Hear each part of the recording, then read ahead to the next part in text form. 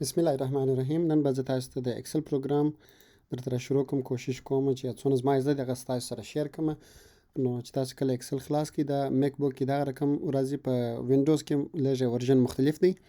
نو چې کله تاسو میک بوک کې د ایکسل فایل خلاص کړئ نو اول دلته راځي اکاونټ، هوم، نیو، ریسنټ، شیرډ یا اوپن، او دلته چې دی ټیک ا ټور چې دا تاسو کلیک کړئ ځینې ابتدایي شان درته ښیي، او دغه ځای چې دلته آپشن کې چې دی مور ټمپلیټس، دلته نور ټمپلیټونه چې تاسو دغه څخه کار اخیستلی سئ، او هغه فایل چې تاسو اوپن کړي هغه دلته راځي ریسنټ.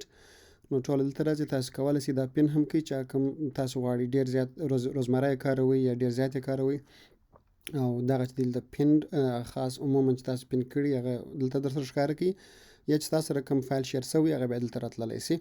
چې تاسو کله مور ټمپلیټس کلیک کړئ داسې مختلف ټمپلیټونه چې دغه څخه تاسو کار واخلئ، د مثال په ډول لکه میک ا لیست، ټریک مای ټاسک، مینیج مای مانی، پرسنل بجټ.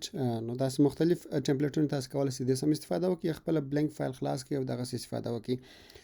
د ایکسل د میک د ورژن چې تاسو غواړئ وګورئ چې دا کوم ورژن دی، نو تاسو کولی سئ پر دغه ځای ته کلیک کړئ ایکسل، دلته راسي اباوټ مایکروسافټ ایکسل 16.81 is the latest version. دغه در ټولو هغه لیټسټ یا اپډیټډ ورژن دی چې زه کاروم. نو اوس به راسو دلته به هغه عمومي صفحه بیا خلاص کړو یا بلنک پیج به خلاص کړو. چې کله تاسو بلنک پیج خلاص کړئ دغه د ایکسل د میک بوک دغه ښکارکي سکرین دا رقم دی.